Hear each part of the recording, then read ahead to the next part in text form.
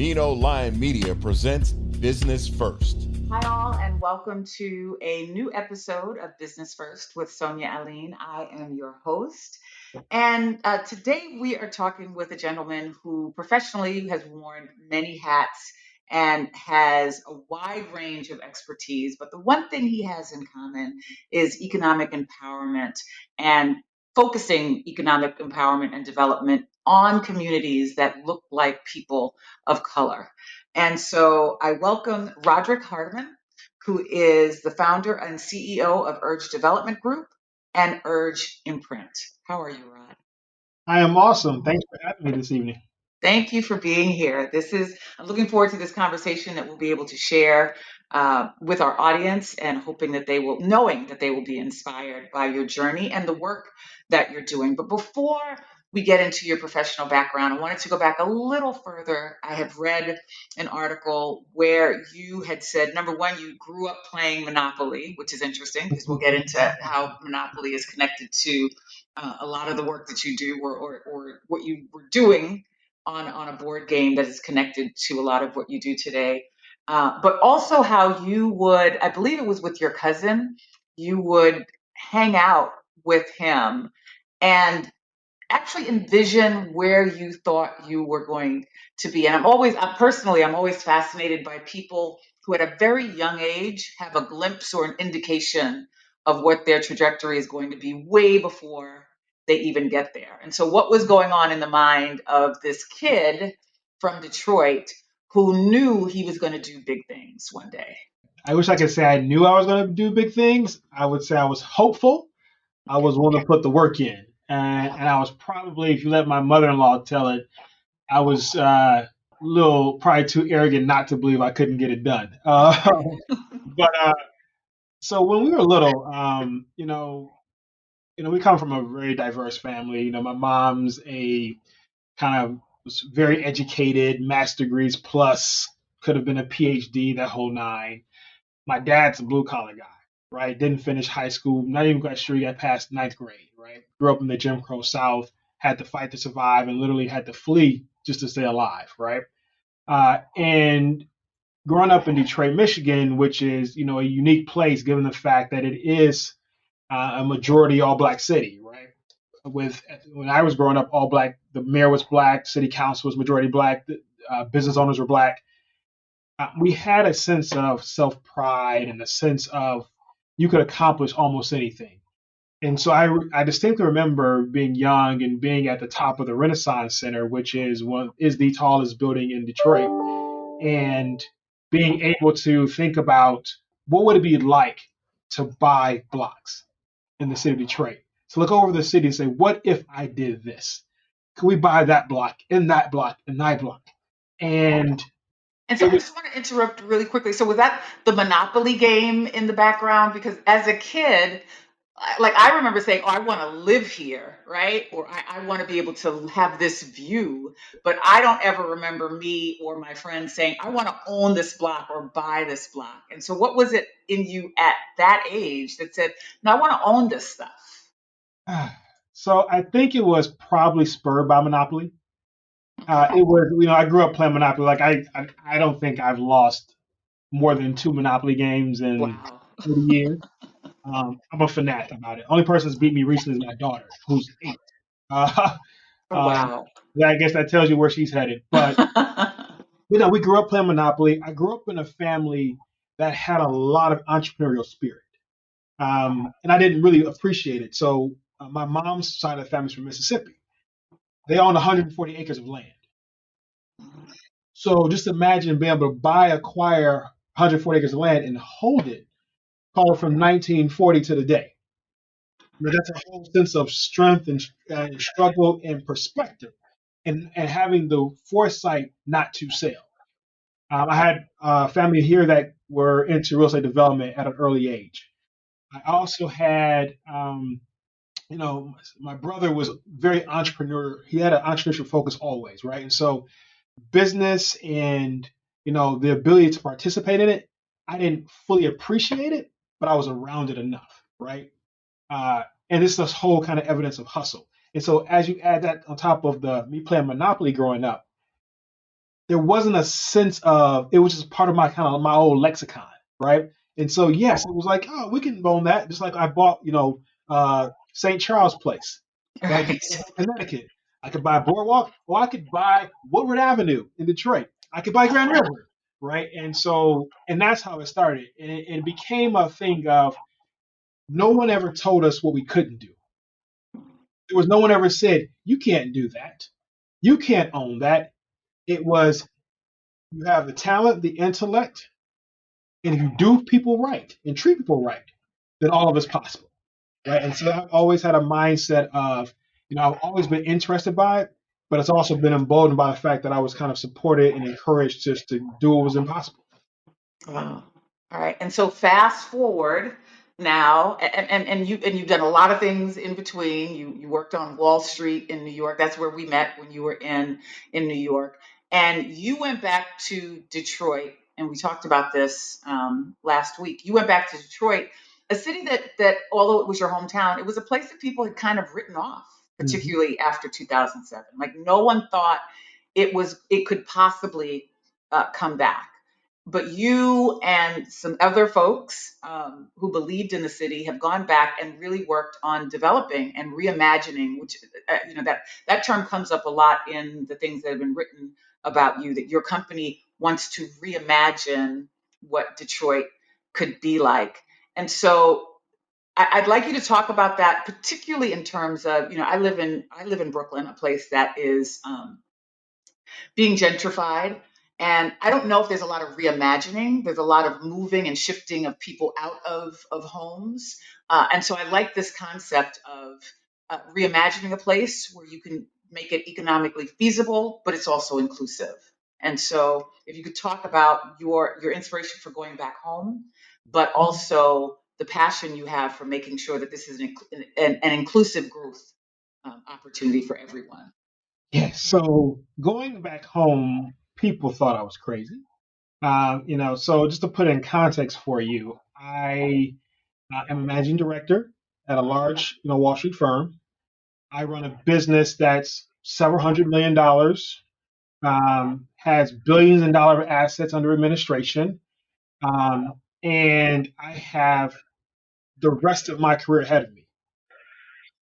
And at that point, I decide there's something more for me to do. That while staying here and making inroads for other individuals to enter the financial service space is important, that I had a different calling. I've always been committed to Detroit. So I started my commitment to Detroit, wow, I guess at this point, 10 years before I actually moved back home full time. I started commuting between Detroit and New York. So every week I would get on a plane and either fly to New York or some other city I had to go to and then come back home. And I did that for 10 years straight. And so it was kind of already foreshadowed that I'd be back home. But actually making the leap was a really pivotal change for me because I realized that as much as I loved what I did in New York, there was a piece of passion, right, of purpose that was missing. Right, we were doing good work for our clients, but I couldn't see myself in the work. Right, you know, at some point after 10 years of going into a boardroom, and people assume that even though you're the business head, that you're the guy that works for someone else, gets a little wearing. After so many times of a client telling you or giving you the impression, either directly or indirectly, that they wish somebody else was in charge, that gets a little worried. And so I decided I wanted to do work where I could actually see the change, see the impact, and that it connected to me a little deeper. So when the opportunity came, I packed up my bags, I semi-retired, and I moved back to Detroit. And it was a scary time for me because while technically I knew I had the capability and skills to do whatever was next, part of me was unsure because I had only worked at a Wall Street firm for 20 years. I wasn't quite sure how much of that was my talent and ability and intellect, or how much was the branding on my business card.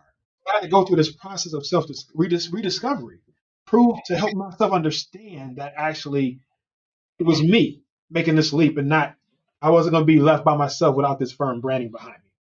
Well, and you know what? I'm glad you have brought that up, and I don't want to lose the space of where you're going, but I think that's a challenge for a lot of people. So could you just spend a little bit more time there in terms of how you did find the confidence to know that you could actually do this? I think it's why people stay in jobs. It's why people don't pursue their passions for exactly that same reason. That's a great. It's an extension of the imposter syndrome, right? And I Right. remember, spending so much time when I first started in New York, trying to be this perfected image of what black men should be in corporate America, right? Which actually mimics everyone else but yourself, right?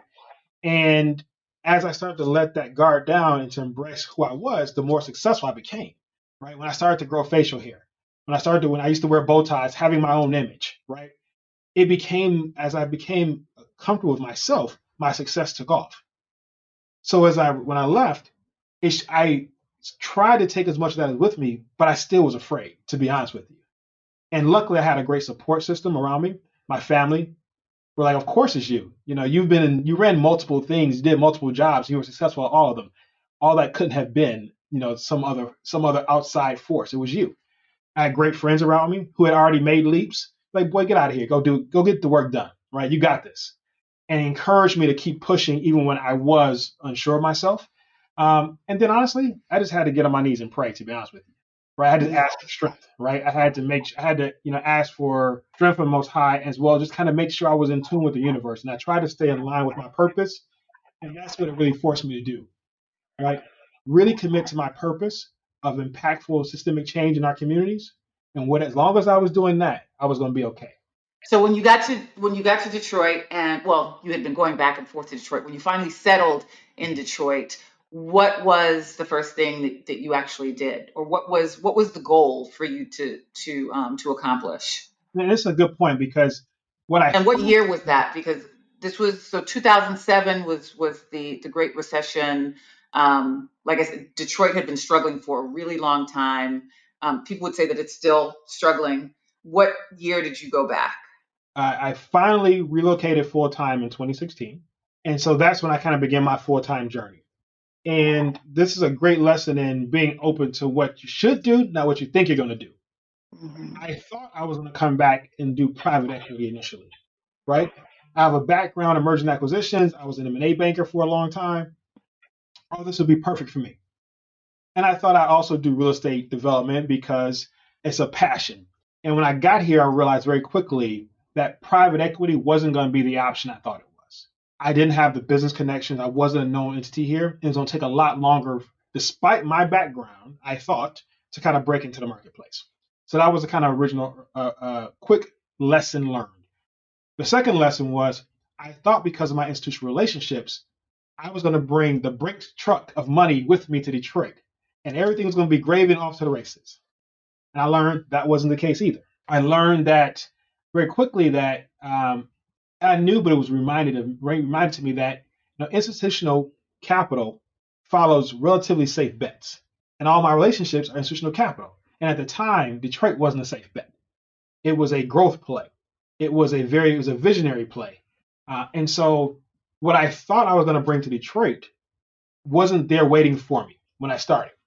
And so I had to kind of redefine what my mission was going to be. And so I really focused on getting kind of going 100% into real estate development and finding a way to have impact in communities and find a way to started building up my firm and making my mark. So real estate development I committed to.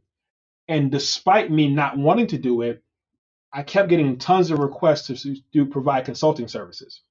And the more I would try to push them away, the more they came. And so I started to really focus on building our consulting firm, which is Urge Imprint.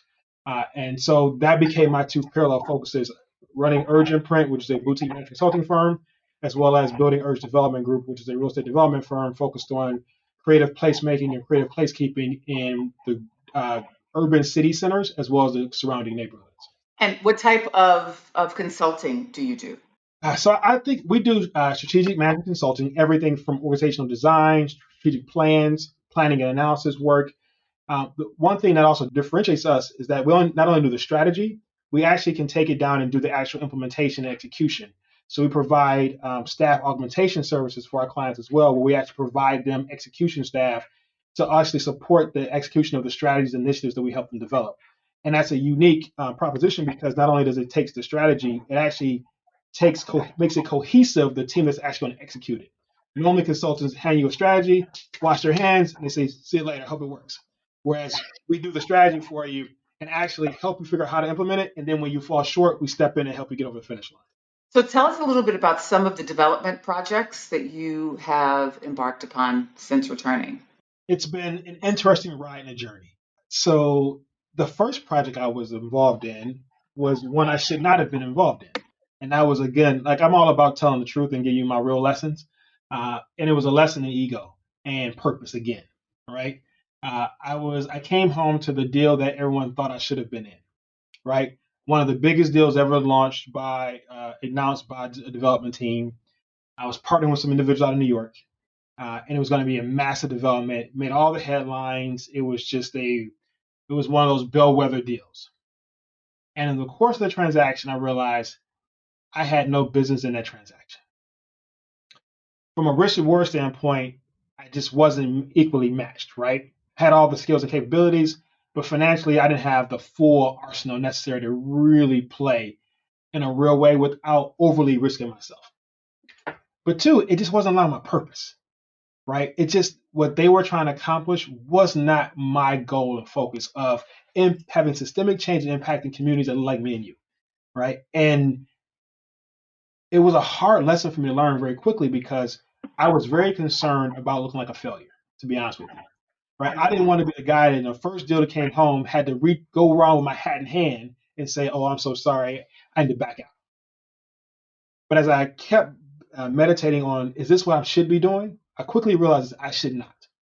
And it was the first lesson in authenticity that I learned when I came back home. That I got one story to tell, and I'm gonna tell it always. And when I was very true to myself and my purpose about, look, this is not a deal I should be in, and explain to folks why, the first reaction everyone had was, it shouldn't have been the deal, no way. Wow. So everybody else saw it. Everyone else thought, but me. But I'm worried about Mhm. being looked at as a failure, right? And the Right. moment I did that, everything took off. Right? It helped me redefine my purpose because everyone knew what I stood for. I was about systemic impact, systemic change in the city centers and the neighborhoods. And I want to do it in a way that was inclusive, right? And provide avenues for folks to come after me. And that's been our motto ever since. So we focus on going into areas that often have not been touched yet. They're tangentially close to areas that have been where development is happening, but it hasn't quite gotten that neighborhood yet. We go there. We go into areas where we can see new commercial activity. We go there. We go areas that people are afraid of oftentimes because it's too far away. We go there. Why? Because not only does it have, of course, the potential for outsized economic return, but more importantly, has the potential for outsized systematic change. If I go into a corridor where they haven't had a new development project or new construction in 40 years, those are influx of new jobs. Every new business we create there actually is new employees in the neighborhood. It's new services. When new services happen, people want to move in neighborhoods. People move in neighborhoods, property values go up. Property values go up. People earn equity, right? It's this great self-fulfilling prophecy. But somebody has to be willing to go deep and go first. And we're willing to do that.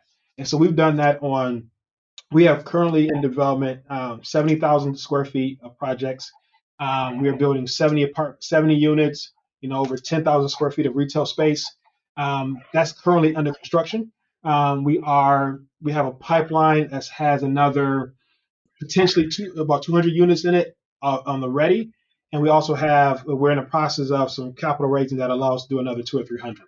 And so we've decided that it's really a great opportunity to be here in Detroit.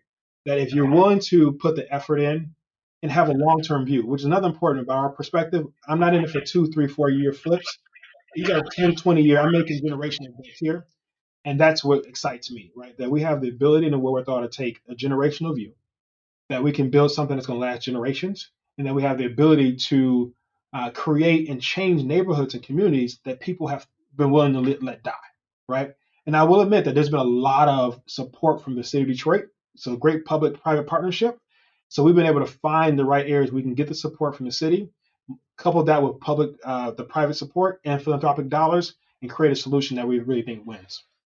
Well, I'm glad to hear that you're getting the support because one of the questions I had was how difficult was it to get the buy-in to go into places that weren't the hot spots yet? So now the initial buy-in took some work, right? And so I tell everybody this is not an overnight process. So I landed in 2016. It took us 4 years to close the financing on our first development project. So it's a process of getting people to understand that I wasn't fly by night, that I had the right team, that I was truly committed, right? And that I knew what I was talking about, and that my numbers stood up and stacked up. And we took the time and just built relationships with the city, the funders, the lenders, the philanthropic organization, the foundations, and gained the credibility so that even though it took a little longer, our relationships are strong. So we went from taking 4 years to close one deal. We closed one deal last year. We just closed another deal on Monday. So now we're 2 years in a row, and we'll close another one next year, and the year after, and the year after. So we did the approach of invest early, plant good seeds, and then once the tree starts bearing fruit, you can always eat. What have you seen in terms of the benefit of people seeing you, like your presence as a Black man in Detroit, leading some of these deals, initiating some of those deals? Have you gotten any feedback? I would imagine you have, in terms of how you've inspired other young people to see you in this space. Yeah, I think it's young people my age, old people, everybody. Because usually when the folks come in the neighborhood, they don't look like us, right? Right. And it feels different. And so I try to be. There's a lot of systemic issues going on, right? But I also try to realize that people are people and human, right? And everyone's either afraid, ignorant, or hold that whole gambit, right?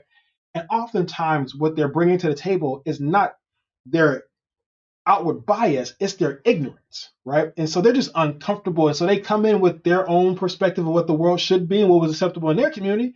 They don't fly in the hood, right? And so that creates opposition, right? And so we try to we take time. So we've taken 2 years to do community development before project launch, right? Because it's necessary. We keep showing up, right? People recognize us when we go to our building. Well before the construction starts. They see us keep running out there, they know who we are. So that image creates trust. It also changes the view of hopelessness too, right? Yes, I think youth see it and they can see vision of what they can do in the future, which is phenomenal. But it also folks that look my age, they say, hold up, maybe the world ain't got to be as hopeless. Maybe I got a shot. Maybe I can get a job in the restaurant. And I was like, yes, you can. Let's go for it, right? You do your part, we'll help do our part. And that's a big piece of it, just being able to show everyone that you can actually change a narrative. You can be impactful in each of our own little small ways.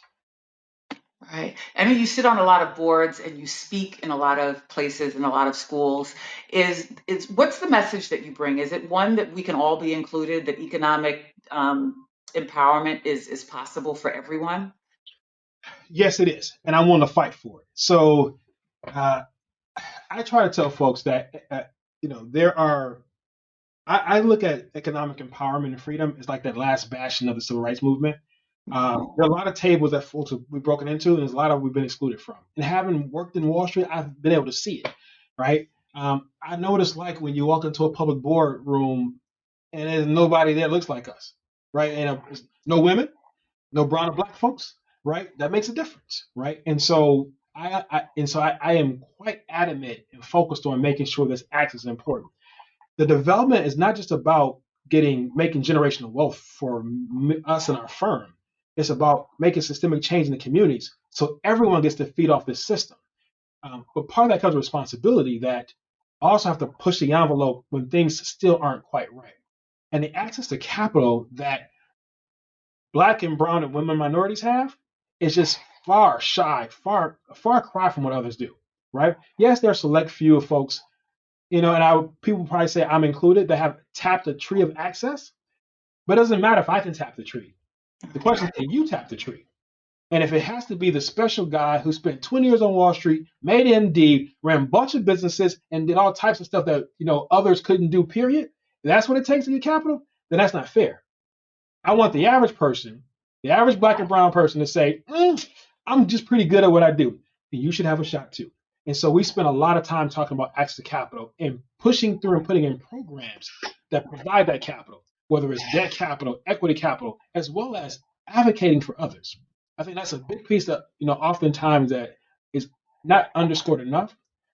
Usually when somebody has made it, somebody has vouched for them. And I am definitely a product of that. There are many folks currently in Detroit who have been vouching for me since I got back, and that's part of the reason, if not a large chunk of the reason why I've been successful. Because people said, "Oh, he's the right one. He's the credible one. He's the next one," even before I did anything, which, as you know, becomes a self-fulfilling prophecy. Had they say he is not that guy, he is not the right one, then the game would have been over before I started. We talked about this last week as well. You know, I've gone to enough conferences. I know you have. We've read enough articles where everyone says we want to be able to fund people. We want diverse communities. We want diverse businesses. Why are we still having the same conversation? And particularly since you're teaching people, I'm curious, when does the aha moment come on the other side of the table? Does it come, or what are people still like either unaware of or clueless about in terms of the playing ground just not being level Yeah, still? I had a very unique conversation today. I used to spend my time only focused with our communities, and like I would do stuff, and I'd be in a room with a lot of like-minded folks, and that's good work. But as I came back to Detroit, I started getting in a room with folks who were not quite as like-minded, and control some purse strings and some access points that we needed.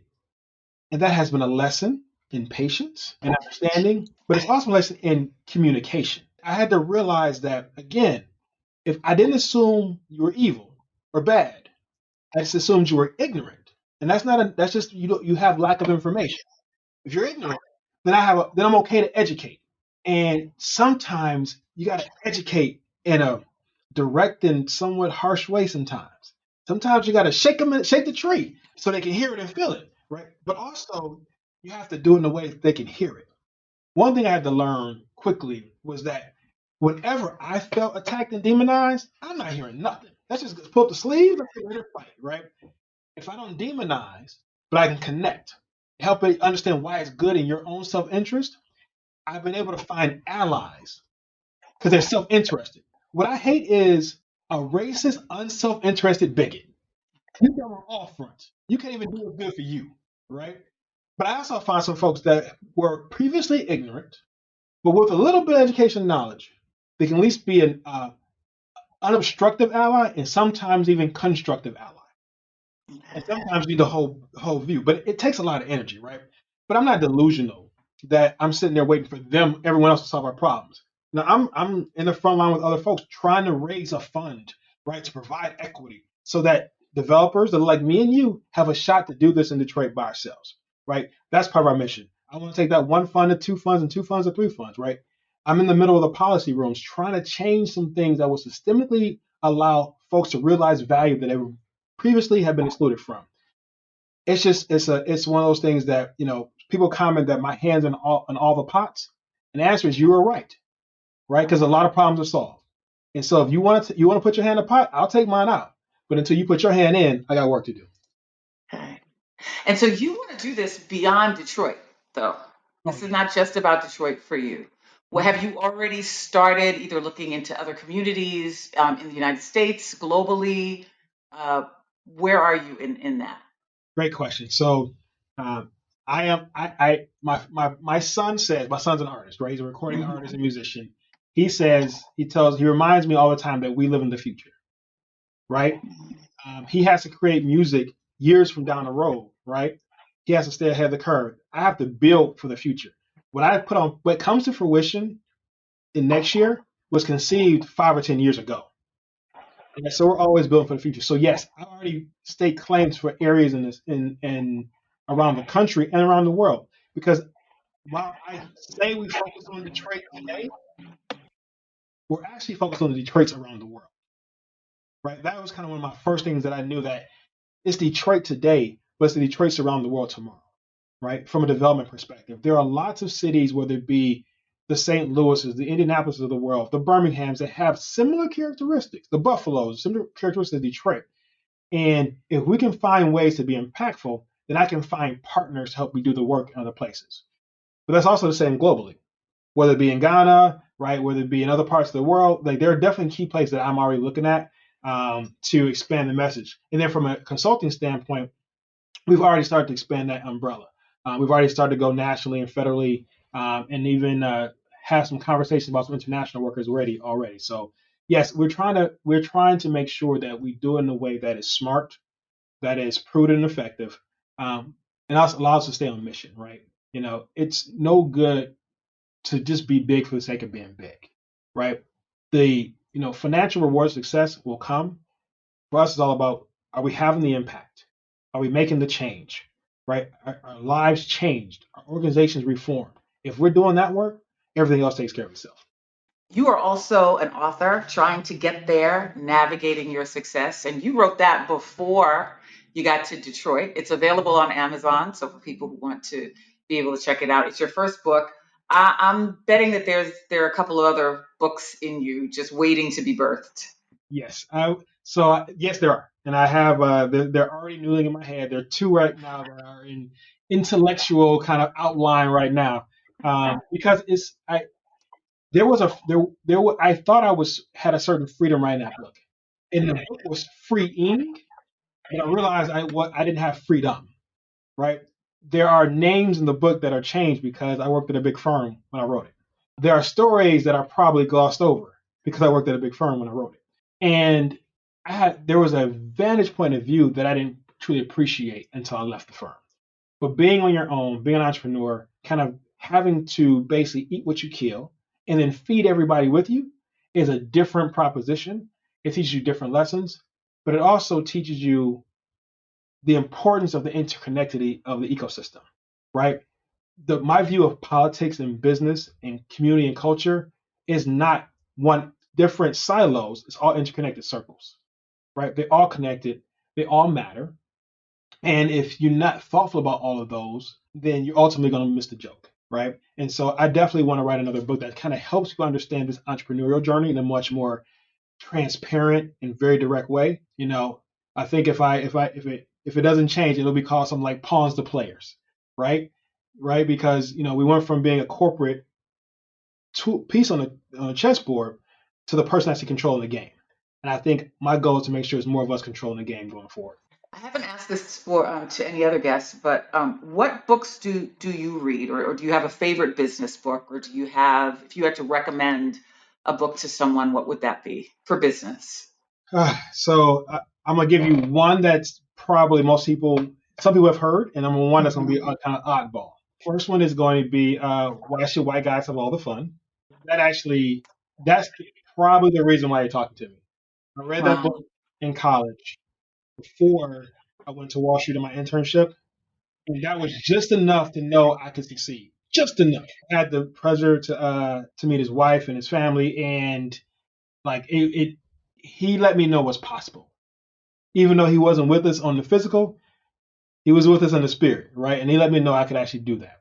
And the next one it's actually a Buddhist book. It's called Being Peace. Being peace. And that is just to put in context. So my degree in undergrad is accounting and philosophy. Accounting got me the job. Philosophy is what made me successful. It taught me how to think. And I spent a lot of time reading religious and Eastern philosophical texts. The reason why that book is so important to me is because it keeps me centered, right? My entire career professionally is always in the middle of the storm, right? I'm always doing a deal, a trade. I'm always fighting an issue. I'm trying to change policy. I'm always trying to change the world, right, for the better, at least from my vantage point. Everyone else doesn't always agree, but I'm trying to do, at least I have confidence. I sleep well at night because I believe I'm doing right. But in the midst of that, you got to find your peace. You got to find a way not to become overwhelmed, not to become so focused on the external, but focused on the connected, the internal, right? And so that book has always helped me stay centered in the eye of the storm, helps me understand what I'm really doing, who I'm really doing it for. And that's what helps me kind of stay grounded. So, other than the religious texts that I can go through the Bible and all those, but those two are reasons: Being Peace and Why Should White Guys Have All the Fun? Okay, I love the balance in it. So what can we expect next from your firm? We know that you're going to be growing nationally, internationally, but from someone who is very analytical and thinking so far out in front, what can we expect? I would say the most important thing won't be what projects I develop. It won't be how many units we put up, how many cities we're in. So if I had to judge myself by one piece of success, it's going to be how much capital and how much opportunity I give to others in the next 5 or 10 years. So I'd probably say my most important priority, and it's the one that will make me the less money, is raising this fund. This is a social fund, a social venture with a philanthropic partner, and getting that done is critical to me because that will allow not only just to, in lip service, create a cadre of folks to come after me, but in action, because it'll take the barrier away and the resource barrier. Let's be very clear: the money barrier, the capital barrier, the cash barrier. Folks to get in deals that they normally would have to say no to, and we'll get to step in and say, "Hey, let us help. You do your part, we'll do our part, and we'll help you do something that you never dreamed of." Well, that sounds amazing. How can we follow your progress? How can folks stay in touch with you on your social, on LinkedIn? So you definitely follow us. So go to our firm website. It's Urge Imprint, URGEIMPRINT.com. You can also follow us, the firm on Urge Imprint on LinkedIn and Facebook, as well as on Instagram. And then personally, you can follow me at R.A. Hardamon, which is at RAHARDAMON.com, as well as you can follow me on LinkedIn at Roderick Hardamon. Okay. Well, thank you. We wish you all the best. We know you're going to be successful, and Detroit is very lucky to have you. Thank you for being here with us. Thank you so much. It was wonderful to reconnect. Same here. Same here. Absolutely. The Business First podcast is hosted and produced by Sonia Aline. Associate producer, Ariel Mancibo. Executive producer, Ken Johnson. Find the Business First podcast on Apple Podcasts, Stitcher, Spotify, Amazon Music, iHeartRadio, or wherever you get your podcasts. And on social at business_first_podcast on IG. The Business First podcast is a Mean Old Line Media production.